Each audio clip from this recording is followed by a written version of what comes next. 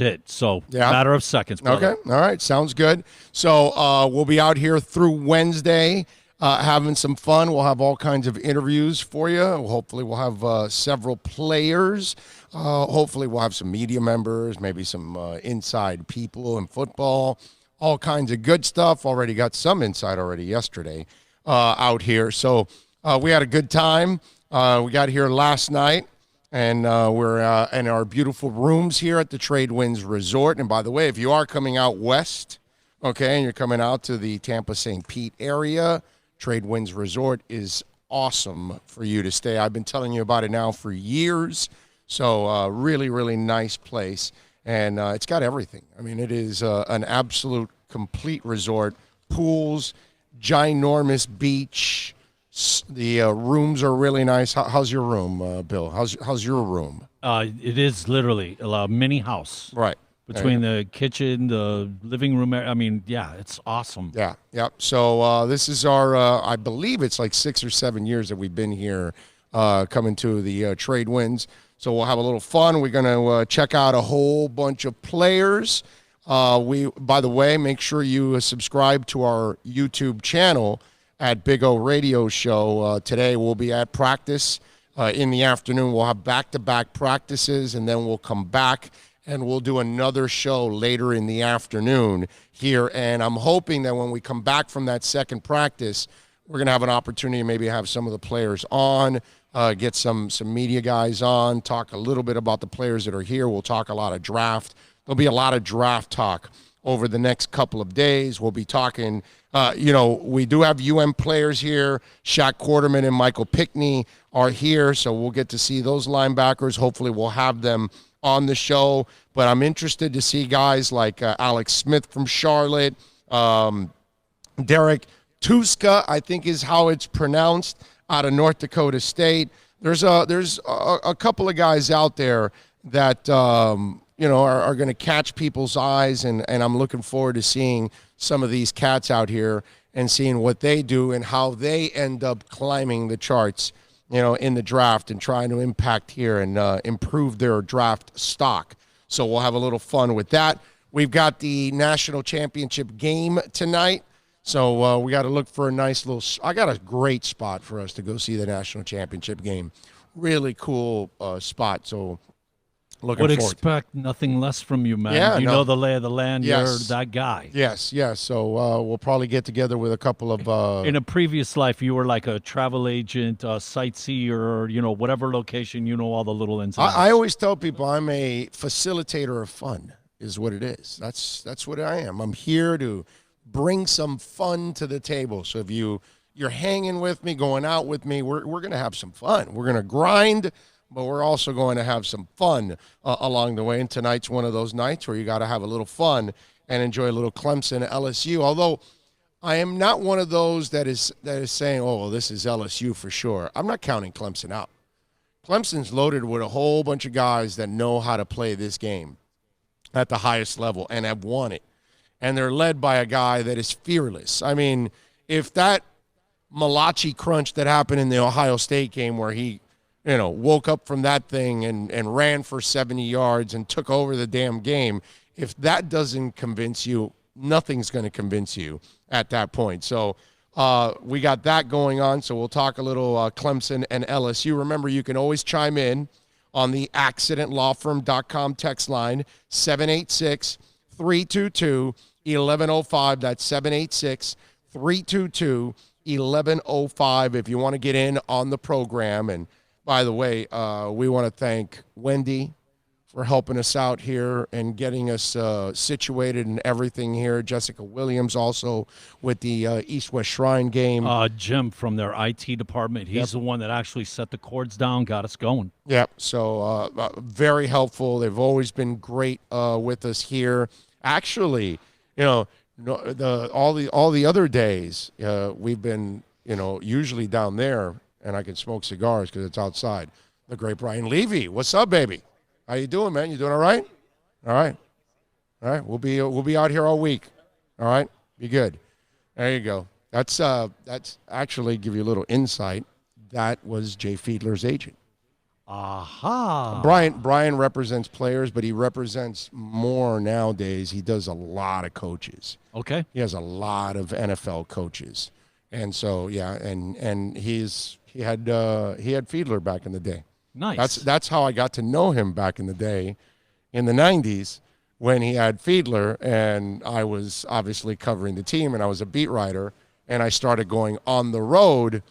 And then that's when I got to meet him and obviously a slew of other people that I've gotten to know over the years here on the road, which one person I have to say, first call, because obviously I couldn't get a hold of Wendy because it was a little bit before 7 o'clock, wanted to get started. Emily at the front desk. Oh, yeah? She was the one that, this is where you're at, blah, blah, blah. Set the bell captain up, bada bing. We got everything set. And then Wendy and Jim showed up, put up the cords, hooked us up. Here we are. We're on, man. It's a beautiful thing, man. And next week we'll be at the team hotel for the Senior Bowl. You know, anybody in South Florida going to do that? Of course not, because they're not hardcore sports. They're not going to follow it. You know, Intercom doesn't care about that. All they do is destroy sports. So it's a beautiful thing. Hey, listen, the more they do it in town, the more we're going to kick their ass. So that's what I love about it. It's a beautiful thing. You guys want real hardcore sports, you want football, you want draft information, you're not going to get it anywhere else. So that's fine with me. They can keep doing this, and we'll keep kicking their butt, and the downloads will continue to just absolutely explode. So there you go. The legend that is Bill Polian. Yes. Sure.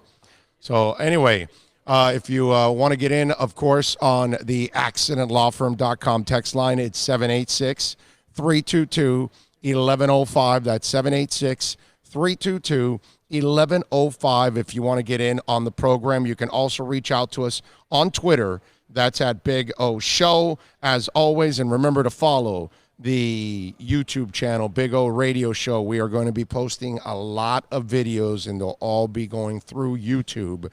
So it'll be a good way for you to find out about all the stuff going on out here at the East West, and then the next week at the Senior Bowl. So make sure you follow us there on our YouTube channel at Big O Radio Show. It's like every minute by the minute, a who's who of the NFL walks by. Yeah. Well, this is nothing.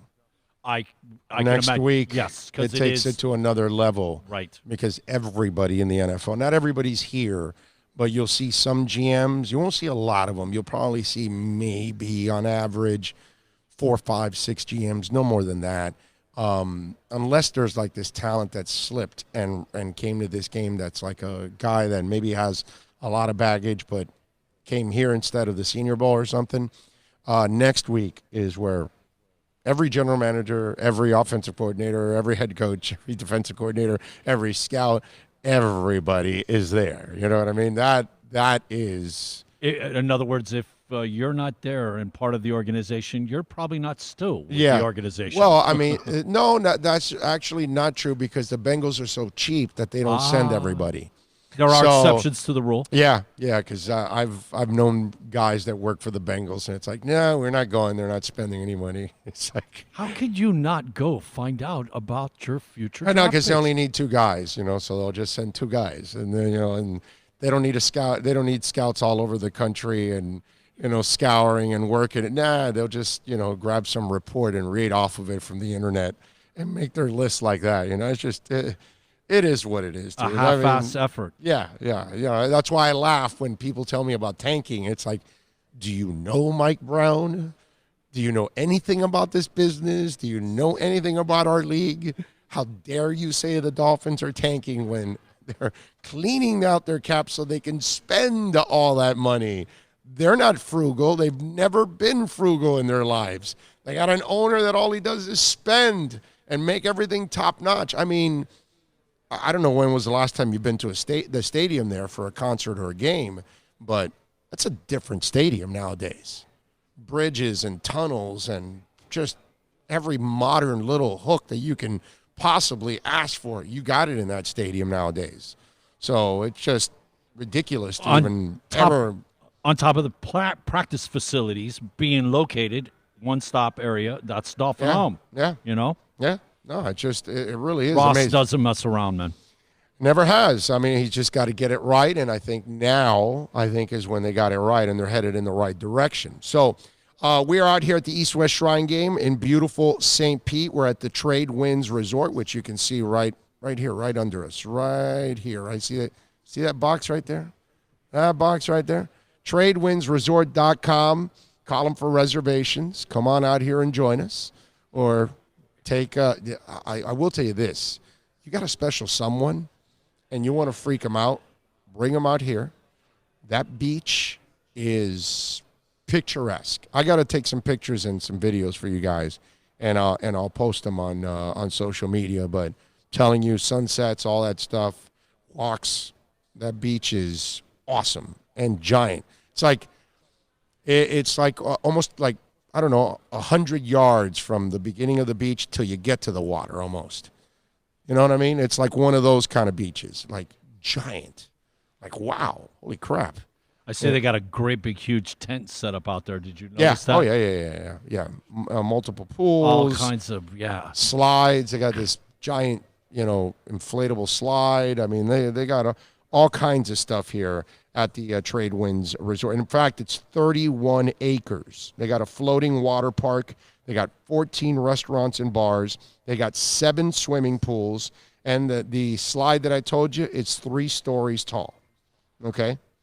So 36 feet high. Yep. 200 feet long. The Yep. standing record is 221 times in one day. Yep. And they've got the Rumblefish Grill, which is what I told you about next door, with the 33,500-gallon aquarium, which was on Animal Planet's hit show, Tanked. They got that here, too. So they got all kinds of stuff, man. I'm telling you, it's a really, really nice resort. Over the years that I've stayed here to cover the game, I've always taken pictures of it and all that good stuff. We'll do the same thing. We'll take some pictures and we'll post some videos. All right, we got a bunch of things to talk about. Obviously, yesterday we had the playoff games to kind of settle everything and get the AFC, NFC championship games done. Packers and Seahawks. Seahawks tried to make it a game. I listen, I don't even think Jimmy Graham really got the first down. It might have been whatever, but Packers ended up doing enough to get it done. Davante Adams was, that throw to get the first down from Rodgers to Davante. Listen, Rodgers completes 16 passes, 8 of them go to Davante Adams. But that clutch throw, that clutch catch, that was the one that sealed the deal there and just ended up pretty much winning it for them. But I just, impressive stuff, man, yesterday. It was a hell of a game, and Russell tried to make the magic happen. He did his best. They weren't sharp early on, and then Russell started creating the magic. It was just a little too much. It was just, the opposite of what happened in the other game, basically. The other game was I can't imagine being a Texans fan yesterday watching that game, because you're up 24-0. You're feeling really good, man. You got Deshaun Watson and a 24-point lead. You got a dog like that leading your team. That dude is a badass. And for them to lose that lead and to watch them turn around and score 40-some points on a consecutive streak there, that's unheard of. It really is. They scored 21 points in like 3 minutes and 36 seconds or 23 seconds or whatever it was. That call by Bill O'Brien. First of all, look, I have no problem going for the field goal and make it 24-0. That was the right move. It would have been a panic move to go for the first down and try to get the touchdown, because then that means you have no confidence in your team up 21-0, that you need 28. And I know the coach said after, well, we knew we were going to need 50 points. At that moment, you weren't thinking 50 points. When you're up 21-0 and you're on the brink of going 24, or you would go up 28, you're not thinking that Kansas City's scoring 50 on you, because you're controlling the game. Now, that fake punt, that, my friends, was a catastrophically stupid call. Because that one, you didn't need to do that. You're in control of the game. Play the field position game at that point. Be smart. That was a panic move. If you go for the first down instead of the field goal, that's a panic move. Because you're up 21-0, you're thinking that's not enough already, and you're controlling the game. No, you go 24, okay, and you play the game the right way, and you don't go for the fake punt. You punt it, and you rely on your defense, and you make their offense work to get those points. You cannot then fail in that attempt in the punt, and then all of a sudden now in that fake punt you turn over the ball. They've got a short field. You're trying this on your own 31 in a playoff game. Are you kidding me? You're not at midfield. You're pretty deep in your territory. What are you doing? I'm not even doing it at midfield. I'm punting at midfield, and I'm pinning you inside the 10. You compound it. Exactly. You're compounding it. Exactly. Yes. Yeah. I mean, I get it if you were on their 30, 35, and you went for it. Okay. But you were on your own 31-yard line. You're in control of the game. Stay cool, man. Punt the ball. You gave them all the life they needed. You know they're an explosive offense. Keep them second-guessing themselves. Keep them frustrated.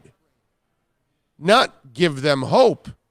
Because remember, when you've got a Watson and a Mahomes, the second you give those guys the light of day, it's over. You're done. You're cooked. Those kind of guys will take you out. The Aaron Rodgers, the Russell Wilsons, those kind of guys, you cannot give them a chance. They're not momentum quarterbacks. They're not rhythm quarterbacks. Okay? What we're watching with Tennessee, I mean, Ryan Tannehill's playing terrific. He's making the throws they need. But it's also genius because they're not putting him in a position where he has to carry the team. Because Derrick Henry's the focal point. And then Ryan is feeding off of Derrick. Well, when you've got guys like Mahomes and Russell Wilson and Aaron Rodgers, those kind of guys, they can take over games. They can beat you with their arms. See, the guys like Lamar, they have to feed off the run in order to pass. Ryan Tannehill has to feed off that run, off that play action and that dominant running game. If the running game's not working for Ryan, if the running game's not working for Lamar, you saw the end result. Why? Because they can't rely on their arms. Their arms aren't good enough to beat you on a consistent basis. But these kind of cats, you can't do that to Mahomes. And you cannot do that to Deshaun Watson. You cannot do that to Aaron Rodgers. You do that, and you are toast. And you look at what's going on in this Packers and Chiefs, two guys that are Garoppolo. I think he's a much better passer than Ryan Tannehill any day of the weekend, twice on Sundays. But he's got to, prove a little bit more to get to that point where those guys are at. But he's another one of those guys that we'll see how he handles it if somehow or another they can stop that running game for the Niners. If the Packers are able to, because that's what the Packers are going to do. They're going to say, Mostert, all these guys, they're not going to beat us. We're going to force Jimmy G to beat us. And so he's going to have to get it done. Just like that's what the Niners are going to do to the Packers. They're going to take Aaron Jones out of this game, and Rodgers can do it, but he's going to have to do it. Because, of course, you'd rather them try to beat you passing than running the ball because you have more opportunities to create turnovers, incomplete passes, stop the clock, all those things. You run the ball, you control the clock, you control the amount of possessions, you keep the other offense off the field. That's why the Tennessee formula is so good right now. It works perfectly for them because you're not asking your quarterback at all to put the game on his shoulders because he can't. So you have Henry pound him, and then Ryan has done an excellent job of complementing and making the specific throws that they've needed to either score or keep a drive alive. And to his credit, he's done an excellent job in that. I mean, Vrabel has really put it all together the right way. But yesterday, I'm the owner. I'm firing Bill O'Brien today. I am. I'm sorry. You have a 24-0 lead. You lose that game. You get routed. You're up 24-0, and then you get routed. Think about that. It's the early second quarter, and you only added 7 more points after that for the rest of almost 3 quarters in that game. Most consecutive points scored in a postseason unanswered. Yeah. 41 points. It's crazy. I mean, that is nuts. To me, I don't know. No excuse. I don't know how you keep Bill O'Brien around. I know he's made the playoffs. He's actually done a pretty decent job there. He's done a solid job as a head coach. But remember, he's also now the general manager in a way. And I just don't think he's the right person to have power over control when coaching is still somewhat, not excellent, but it's all right, because he's had decent results, even with, not so good quarterbacks at times, even before Watson. But what he did yesterday, man, you lose a 24-point lead and then you get routed by 20. I if I'm the owner, I don't know how I'm staying with that guy. I really don't. That's one where I would really have to question it. 786-322-1105 is the accidentlawfirm.com text line if you want to get in on the program as we take you. We'll go about 11:15, right around there, and then we're going to take off to practice. And we got to go to back-to-back practices this afternoon. Right now they're doing the weigh-ins. So all of the players are getting weighed and measured and all that good stuff. So you'll find out the real heights of all these players, their real weight, all that stuff, because they tell you the quarterback is 6'4", and he's 6'2.25". Charles Barkley 6'9", back in the day. Well, no, and in basketball, they kept lying until now, actually. You were saying, yes. Yeah, they now just started to really measure players without their shoes and all that. The NFL's been doing it for years. I mean, they lie in college. But when you get to the NFL, there's no lying anymore. It's dude, here's the official measurement. You are what you are. And that's it. Everybody's got to know the real information because they've got to know everything about you before they draft you. So you're getting measured here, and then when you get to the combine, you'll be poked and prodded like cattle, and they will check every inch of your body to see if everything is put together the right way and there is no damaged goods, as they say. Let me make an observation. I don't know if you noticed, but about 5 minutes ago, the sun was glaring right on you. And I was almost like, man, you might need some shades. Obviously, the sun has moved, but kind of cool. Oh, yeah, because it's kind of it's a field house like here. A little bit of an observation. Our first draft location, our future's so bright. There we go. Gotta wear shoes, and the sun shining, beaming like. I love it. To start off the blocks like that, it's like a little sign. I love it. What do we got here on the YouTube chat board? George says, good morning, boys. Great weekend. One more game to go. Yes. Can't wait for tonight. User Tom says, what up, Big O? Yes, sir. Thank you. Guillermo, good morning, boys. Flipside Fishing, good morning. What a great weekend of football. And we're not done yet. That's the beauty. Orlando Sanchez says, then why did Tennessee start 2-4 and Henry was healthy? You may not want to admit, but Tannehill was the catalyst for the run. Pretty much shows your anti-Tannehill narrative. Hey, listen, Orlando, you can go with whatever you want, bro. Trent Dilfer won a championship. Doing the same thing. Just complimenting. If you think Ryan can carry a team, look, again, I said it on the podcast on Sunday, and go back and listen if you want. Take the Ryan Fitzpatrick challenge. Does Ryan Tannehill win 5 games with the Dolphins this year? That's all you need to know. If you think Ryan can do what Fitzpatrick did and just win 5 games with no talent and no Derrick Henry, no running game, no offensive line, then I'm wrong, Orlando. Okay? You got it, Orlando Sanchez?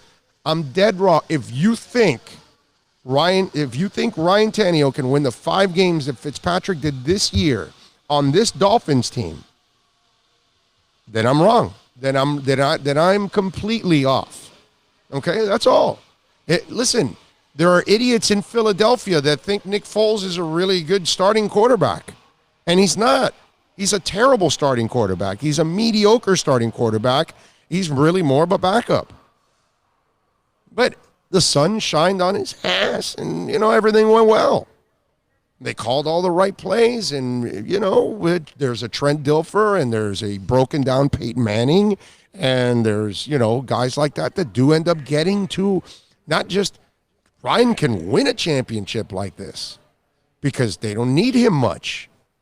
The guy passed for 160 yards in 2 games. Come on. But, listen, you can believe whatever you want.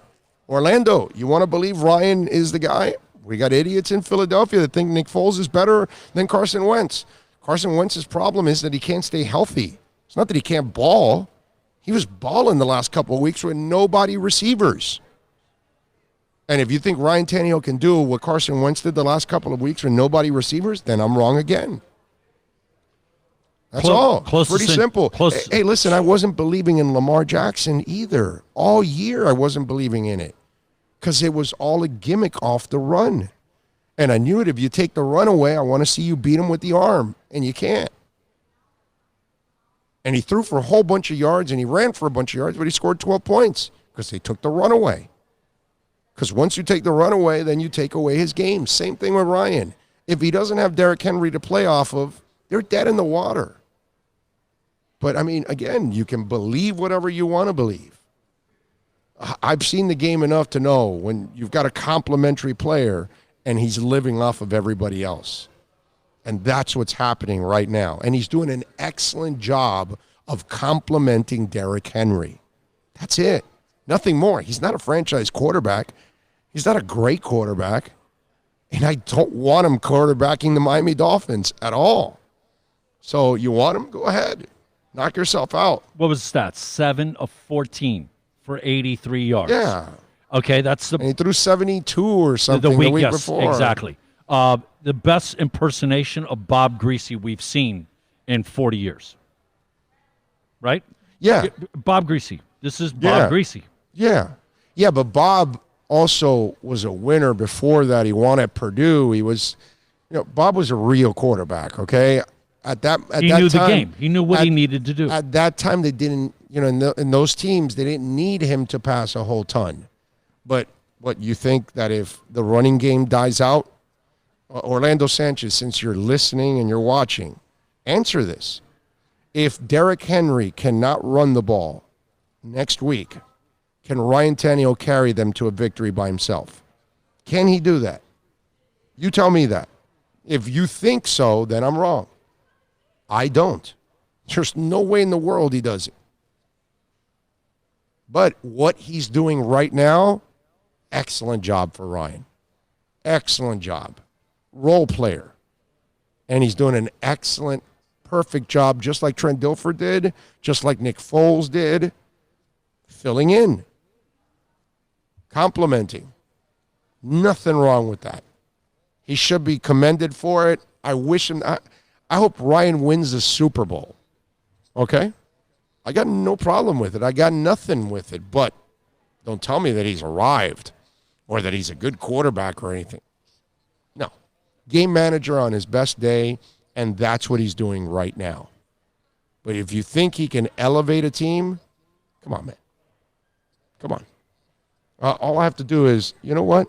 In fact, let me give you another example. All I got to do is look it up here. It's hard for me to walk and chew gum, so I've got to be patient with me here because I've got to talk and then find stuff and get it for you. But we'll get it for you in a second. 786-322-1105. That's 786-322-1105. If you want to get in on the program as we take you, of course, till about 11:15. Then we'll head out to practice. It's a different schedule this week. Tomorrow, we'll be on again today, but it'll be in the afternoon after the two practices. We'll have a report for you about the practices. We'll take notes and give you some of the guys that shined, and then hopefully we'll also have maybe a player or two on with us in the afternoon. So we'll have more of that also for you, and media members and things like that. We'll have all kinds of draft stuff all throughout the week here on the program. And remember, you can always reach out to us on Twitter. That's at Big O Show. 4 weeks ago, the Tennessee Titans could have locked up the playoffs if they would have beaten the Texans. I'm talking about the first matchup with the Texans. When they played their guys. Guys. Everybody on the roster was playing. Derrick Henry had 21 rushes for 86 yards. Did they win, Bill? That would be a negative. Okay. Ryan Tannehill was 22 of 36. They had him throw 36 times and complete 22 of them. 279, 2 touchdowns, and interception. He couldn't guide them to a win because Henry couldn't run. I mean, listen, I get it, man. If you have an agenda, you think mine is just simply, hating on the kid or something. No, man. Call it like I see it. If I'm wrong, and I'll say it, I'm wrong. I don't care. It doesn't do anything for me. It's not going to help me or hurt me, okay, at all. And it's not the first time that I'm wrong. So it's going to happen a whole bunch. The Tennessee Titans the following week, they lost to the Saints 38-28. You know how much they rushed for that day? Lewis had 68 yards. A.J. Brown had 49. Dawkins had 24. Tannehill had 8. And he threw 3 touchdowns in that game. They couldn't win. They didn't have Derrick Henry in the game. He didn't play that game. They lost 38-28. So they would have been in the playoffs if they beat New Orleans and Houston. One of the two. Remember when Tannehill all he had to do was beat the Jets and the Bills? One of the two, and he would have gotten in the playoffs, and he didn't. Henry didn't play in the Saints game. They lost. Henry couldn't run against the Texans. They lost. All right, but you make whatever agenda you want. Lamar, they can't run. He lost. They couldn't dominate in the running game. I wonder why Lamar lost. You think Trent Dilfer wins if Jamal Lewis is not dominating? And that defense? Come on, man. Jamal Lewis had 2,000 yards that year. Watch the games, man. Watch the game of football. When you can run and control the clock, that's heaven, man.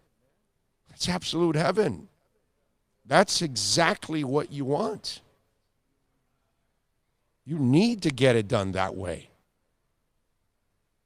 If you can do it, that's what Tennessee's saying. Why am I going to put the ball up in the air and risk turnovers and risk interceptions and all of that? Henry. So when you release the Kraken and he's dominating, Ryan can play off of that. But if the beast doesn't dominate, don't go knocking on that door because it ain't going to bail you out. That's why I'm going to laugh when they give him the extension. Okay? I'm going to laugh because they're going to count on him to be the savior because eventually you will need your quarterback to be a savior. Now, if you end up in a blessed position, right? Like the Ravens were in that position. They were in a position that they were fooling everybody with that offense. A lot of people could not adjust. They didn't have the defense to kind of corral everything and kind of control that running game, right? And they could have run the table, win the championship, and the following year they probably would have flopped on their face because people would have figured it out and all that. Tennessee had the personnel to figure it out. And trust me, in that division, If you want to come back with that kid, they're going to do the same thing. All right, let's make sure they don't run on us and they don't gouge us with big runs. Force the kid to beat you with his arm. And once you force the kid to beat you with his arm, that's where he's going to struggle. That's why I never bought in the whole year. And all you guys that were arguing with me about Lamar back and forth, what did I tell you? I said, check back with me in December of 2020. And if he's still doing it into his second year, late into the season, then I'll tell you I'm wrong. If he's still healthy, I'll tell you I'm wrong. But either way, he's got to prove to me he can beat people with his arm. And then, long term, he's got to prove to me he can stay healthy running 200 times a year. I was steadfast on that. And with Ryan, hey, it's the same thing as Josh Allen.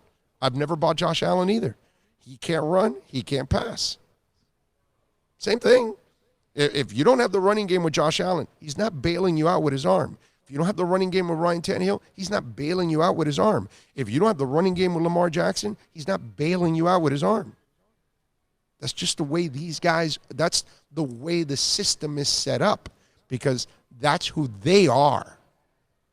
Because they are not Russell. They're not Matt Ryan. They're not any of those kind of guys that are pure passers. If you don't see that, I can't help you. Question for you regarding Lamar. Obviously, the last week, 17 not playing, and then getting the bye week. That's 2 weeks. Lack of game time. You can't emulate that in practice. He looked off, man. It didn't help having those 2 weeks off. Yeah, I'm not. I know that you're all, but I'm just going to say there's a little bit Didn't Kansas City have 2 weeks off? And they scored 51 points? No, Kansas City had to play, if you remember, because they were battling the Patriots. If the Patriots would have beat the Dolphins, they don't have an option. Remember, who was off? The Dolphins go in, and we beat the Patriots, and Kansas City had to win Week 17 to get that bye week. No, but they had the bye week, so they were off. Yeah, but not 2 weeks. Week 17 they played. They only had 1 week off. Baltimore, remember, didn't play anybody Week 17. That's 2 weeks off. I'm not in it. That's excuses. It does. Excuses are for losers, bro. You don't think Russ? No, you're a professional. You've played an entire season. You should be happy that you had 2 weeks off, so your body is fresh. You've had 17 weeks to fine-tune your game. If you're going to tell me that, oh, he was off because he was off for an extra week, oh, please, and then you're not the guy. Sorry. Okay. You know, just you're not the guy then. You're not the coach. You're not the team. That's it. If your excuse is you had time off, I mean, we either give them the excuse that they didn't get time off and they're playing consecutive weeks, or we give them the excuse that they had time off. Too much time. I mean, it's just that's. It's an out. It's an out either way. Yeah, there's no outs for me. I'm sorry. No way. Lamar Jackson will win a Super Bowl. Got to give that guy more weapons, and he will be good. Dude, he has like the group of best tight ends in the NFL. He's got Hollywood Brown. He's got a running game. What are you talking about? What more weapons do you need? He's got to become a better passer. So when the running game doesn't work, he can do the things that Russell does, that Pat Mahomes does, that Tom Brady does. Whether you can run or you're as stiff as a statue, you've got to be able to play the game from the pocket. He can't play the game from the pocket on a consistent basis. It's got to be a rhythm part of his running. You take the run out, you take him out of rhythm. That's what it is. More weapons. That's excuses too. Join Bill there on the excuse meter. Kidding me? More weapons. Got enough weapons. Greasy could air it out. I know he could. Greasy was a hell of a player. He just was a smart player, and so was Shula. Shula adapted to whatever talent he had. So when he had to run in the 70s, he ran in the 70s. And when he had to pass and run with Woodstock, he passed and run with Woodstock. I mean, Shula was doing things that they do nowadays with Woodley. Not that Woodley was much of a passer. Kind of some of the other things that we were just talking about, some of these guys, David suffered from the same thing. He was more of a runner than a passer. If you were depending on Woodley's arm, you were dead in the water. It's pretty simple. That's it. And then he gets Marino and he goes pass happy. That's part of a coach. It's not a greasy thing. That was a coach adjusting to, well, you have Zonka, Kick, and Morris. You run like crazy. That's what you do. That offensive you have line. Jamal Lewis, you run. You have great running backs, you run. That's what you do. You have Derrick Henry, you punish people. It's what smart coaches do. When you can run, man, there's nothing like that. As much as a pass-happy league as this is, if you can dominate a team on the ground, do it every single time. Every single time. It's a beautiful thing. Think about some of the Dolphins have been a bad team for a long, long time. The few times that they've been good, it's Ricky Williams, it's Lamar Smith, it's Jay Ajayi. Think about it. Think about what goes with those times when you actually have had a half-decent team. You had a running game that you can, since you didn't have a great quarterback, you needed the running game so Fiedler can feed off of it. You needed the running game so Tannehill can feed off of it. You needed the running game for whatever quarterback you had because they had to feed off it because they weren't good enough to carry you. Those of you that are too young, you don't remember. Those of us that are old enough, we saw Marino. No running game, he had to carry them. It's elementary, man. It's been going on forever in football. What you're seeing with Derrick Henry and Ryan Tannehill, nothing new. There's been plenty of offenses over the years. I just told you about Jay Fiedler. You weren't going to be carried by Jay Fiedler's arm. But as long as Ricky or Lamar or any of those guys were running, Jay could feed off of it and make a couple of plays for you. That's all. No difference. It's really not that complicated. Does it sound complicated to you at all? No. Well, you know what? You're a perfect example. Your loser Bears, for years, have had quarterbacks that you can't depend on, and they depended on the running game, and those quarterbacks had to feed off the running game. The only time you had it was McMahon before he got slammed by Martin. Yep.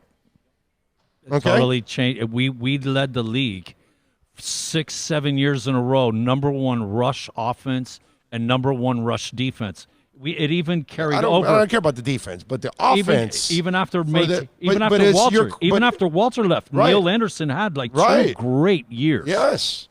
Yep. And you were winning a ton of games, 9-6. No. 10-12. Yes, our worst season during that run. If we only won 11 games, that was not that great of a season. That's all it is, man. That's all it is. And in the playoffs, if you can control the line of scrimmage and run the ball and keep away, right?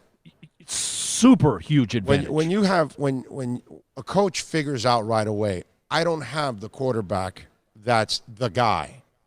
Okay, so I don't have that guy, then I need to complement him and not expose him.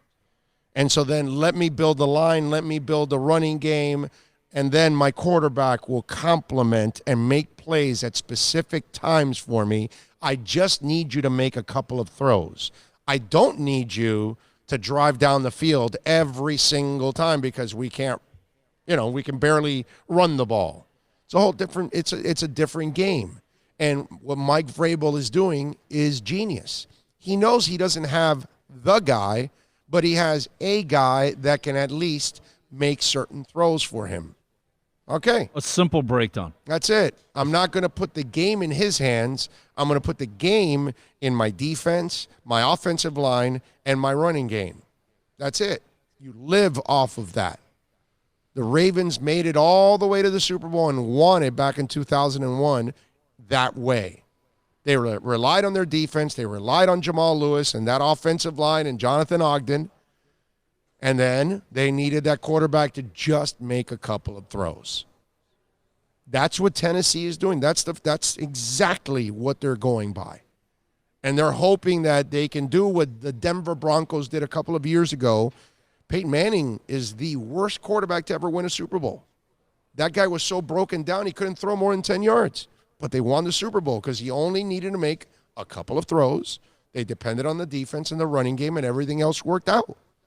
Even with a limited, broken down Peyton Manning, they won. Because it's kind of the same thing of what we're talking about with these other guys. Now, when he played your Bears, he was the real Peyton Manning that even if the running game wasn't working, he's going to elevate you. You know? Yeah. That's the difference. You know, what I told you before, and for you Dolph fans out there that are like all crying about Ryan or whatever, and like I told you, he doesn't win. You get Ryan and put him on the Dolphin team this year, he doesn't win 5 games. The Dolphins, in fact, if you have Ryan Tannehill on the 2019 Dolphins, you have the number 1 pick in the draft. You'd be lucky to win 1 game with Ryan in that offense, that offensive line, getting killed, getting bombarded. He would have been scatterbrained like he normally gets in those kind of moments. Okay? I'll give you something else. Just ask yourself this question. Be objective. Does Devontae Parker have the kind of season he had with Ryan instead of Fitz? Does Gesicki get elevated by Tannehill or Fitz? Just ask your question. Man, for that, you could go down to Hearns. Does Hearns get re-signed? Do we see Preston Williams as a rookie make the strides? And the answer is simply no. Look, has he never elevated anybody else? 50%. If you're going to pass just a little bit, is 50% a good completion percentage? No. He threw 14 passes, completed 7. Right. For a lousy 80. He didn't even hit the 100 mark. No, he just hit the big shots. Yeah. Which, and you know what? And to his credit, he did the money. He did what he money needed. He did what he needed to do. Let's also talk about this.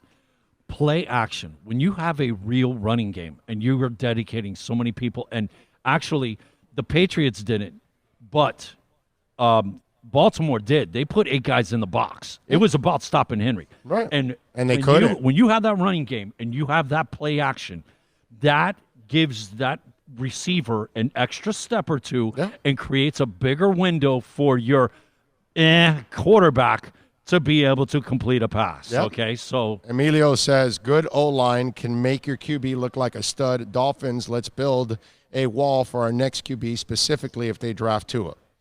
Exactly. That's why Nick Foles looks great, and he wins a Super Bowl. But it's not because Nick Foles is a great quarterback. You know, he's a serviceable guy. He's a middle-of-the-road guy. He's a mediocre starter in the NFL. Great backup, mediocre starter. I mean, think about it. He won a Super Bowl, made all the plays. When the Jags gave him that contract, what did you say? Did you say great signing? No, you didn't. Because you knew Nick Foles, even though he won the Super Bowl. Yet, some of you out there, Ryan is only complimented and you somehow think he's arrived or something? Please. Come on, man. Let's use some common sense here in the process. You know, we've been talking for like 52 minutes straight. Do they talk? Do you get a 52-minute segment on radio? Just wondering. Okay. That's all. Just want to throw it out there because you got all those lame-ass stations in town. By the way, our program is proudly brought to you by Craig Zinn's, Acura of Pembroke Pines. And right now, folks, they got some great deals. 2020 models right now. ILX is $209. The TLX is $239. The RDX $339. MDX $349. Only $29.99 do it signing, plus tax, tag, and registration. You got to check out also the fleet of certified pre-owned vehicles and the used cars. Get on down to 15601 Pines Boulevard, just off of I-75 in Pines. Finest dealership in the business. Tell them that Big O sent you, and they will take care of you at Craig Zinn's, Acura of Pembroke Pines. All righty, we're coming to you live, baby, from the beautiful Trade Winds Resort here in St. Pete, site of the East-West Shrine Game. It's our 21st year covering the East-West Shrine Game. Yes, I'm old. I've been around for a while and enjoying it out here. 21 years. I've gone from San Fran to San Antonio to Houston to Orlando and now St. Pete, and I think this is like year 6 or 7 or something like that here. So You prefer it in the backyard Oh, as opposed to traveling all over? I love it that it's right here. Yes. Yeah. Although San Fran wasn't a bad trip. Okay, I will say that. We have aspirations of doing that next year with the Dolphins. Yes, I wasn't impressed with the San Antonio and Houston stops, but luckily they were only 2 years each in those. All right, we are going to talk a little football right now. John Bueller does it writes NFL for Fansided, and you can follow him on Twitter at Bueller118. John, I would imagine that the Ferris Bueller jokes were like, I'm sure it still goes on, right? Is that what it is? Pretty much every day since third grade, anytime I meet anybody new. But, I'm just glad the movie was a good movie. Now, wait a minute. Let me ask you something. How old are you? I'm 30. Okay, so I'm glad that you're young. Did you know about the movie and the scene before somebody brought it up? Or did somebody bring it up and then that made you go look at Ferris Bueller? I think the first time I heard it, I was probably in like second grade, but because it was starting to come up more and more often, my dad's like, look, John, you probably need to watch this movie. I know it's PG-13. You're only like 10, but like, just get ready for it. And, I still say I probably watch it at least once a year. Of course. Kind of keep up with all the references. I'm sure I know all of them, but by this point, why would I not? I mean, yeah. And you probably picked up a couple tips on things to do in school and how to skip and those kind of things, right? I mean, that was the main thing about that movie. Perfect tips on how to get out of school. Yeah. I can't always say that I was successful in that, but, we just want to try to be as cool as Ferris Bueller was. Still trying to this day, but here we are. I got you. All right, John. What'd you think yesterday of Bill O'Brien, my brother? Because I didn't really have a problem with the field goal. In fact, I thought that was the right move. It would have been more of a panic move, I thought, if you were going to go for it there. But the fake punt for me was unacceptable, and that turned everything around. What are your thoughts on that? I'm right there with you, man. I totally get kicking the field goal there. I mean, it's a chip shot for Fairburn. You go up 24-0. You got to feel really good about where you're at in that game.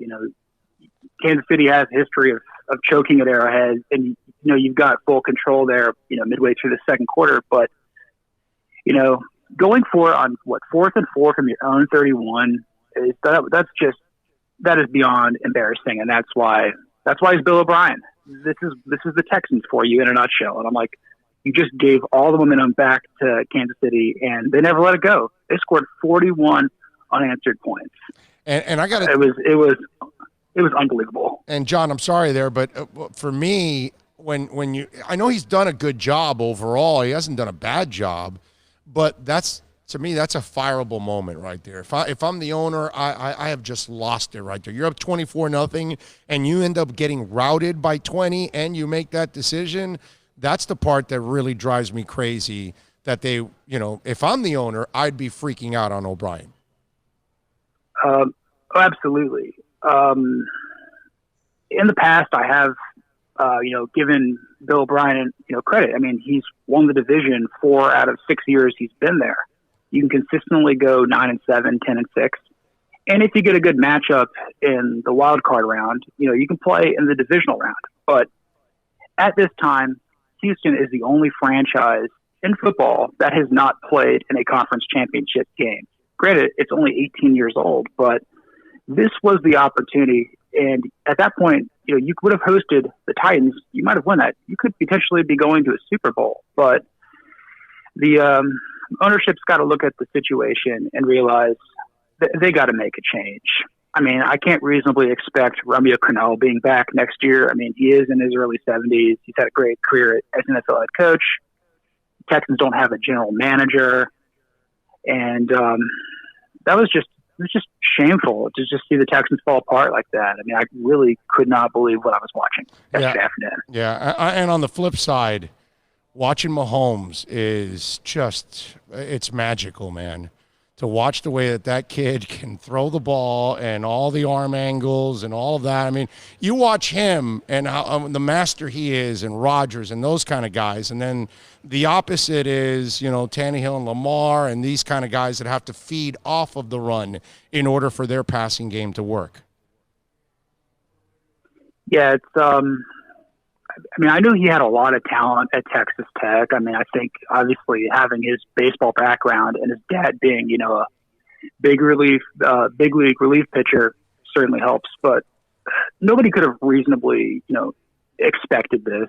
I mean, I'm up in Chicago, and people are still just like, can't believe that they passed on Mahomes for Mitch Trubisky. I mean, passing on Deshaun Watson was such a bad idea because they played in the same conference in the ACC.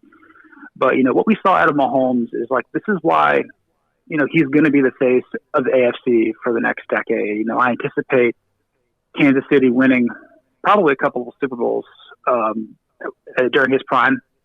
This might even be the year that it finally happens for KC. Yeah, this century. It's impressive. All right, Seahawks and Packers. Wilson tried to make the magic happen, but it just was a little too late at that point. But hell of a game by the Packers, and I think something none of us expected to see the Packers in the NFC Championship game.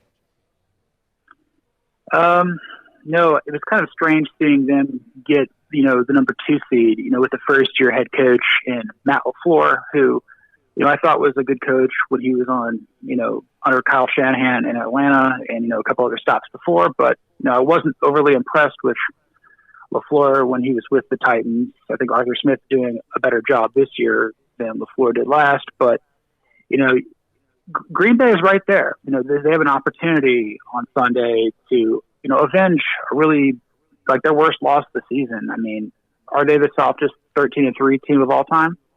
Maybe, but, this is Aaron Rodgers going up against a 49ers team that, is only like, this is like their first playoff game. They're coming off their first playoff win since 2013, I believe. So, it was tough to see, Russell Wilson just do everything he could to try to carry his team to the NFC Championship, but Green Bay was healthier and they played a more complete game. So credit to the Packers here.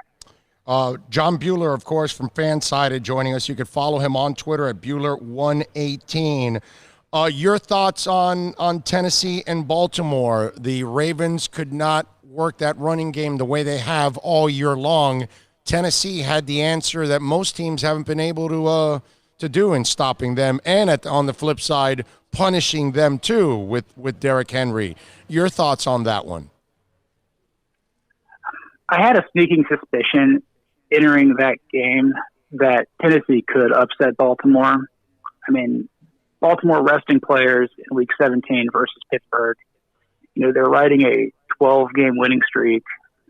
The Baltimore Orioles had lost more recently than the Ravens. But, Tennessee was playing with a ton of momentum. They've been playing essentially a playoff game, since November. And they just went in there and they just outbullied the Ravens. And the Ravens and Titans have played a bunch of very interesting games in the AFC playoffs this century. And, I think back in 2008, Baltimore beat Tennessee when they were the 1 seed, and then they kind of returned the favor. But Tennessee's it's fun, watching Derrick Henry, hit his prime. The Titans are actually kind of a fun, interesting watch. But I think more importantly than anything, Mike Vrabel's got something pretty good cooking up there in Nashville, and I'm anxious to see how they play against Kansas City next week. I'm looking forward to that. Now, let me ask you something. Where do you stand? Because, all right, this show originates out of South Florida, so a lot of Dolphin fans are watching. I'm not one of those that's really buying much into Ryan Tannehill. I think he's done an awesome job of complimenting Derrick Henry, and I think that's what he is. I think he's kind of that guy that can compliment, not elevate people. But I'm just wondering, you're probably not a Dolphin fan. You're probably not living in South Florida. So from an outsider's point of view, how do you view Tannehill's accomplishments this year? I think what we're seeing this year is kind of what people were hoping they would get out of the Dolphins would get out of him when they took him in the first round out of A&M. You are right in that he is playing very good complementary football, off of the running game with Derrick Henry. I think he's playing very free. I think he's got a really talented wide receiver in A.J. Brown, who I think is a budding star in this league. And, I think I was saying earlier, Arthur Smith is doing a phenomenal job as the Titans offensive coordinator. They're a very fun watch, and Tannehill has certainly taken the Titans offense to a level that Marcus Mariota could never do. I don't think that in the Titans' 2 playoff wins that Tannehill's really been a huge reason that they've advanced. If it comes down to him having to hold his own against Patrick Mahomes, it's not going to happen. If he were to face Aaron Rodgers, it's probably not going to happen. Maybe against Jimmy Garoppolo, but he looked really good last week or on Saturday versus the Vikings. But I just think that it seems to be working right now for Tannehill. I'm not sure how much longer he's going to keep this up, but it is good to see him play pretty well right now. It definitely is good because he's a good kid overall. Niners and Vikings. How surprised were you that the Vikings were that dominated in that game?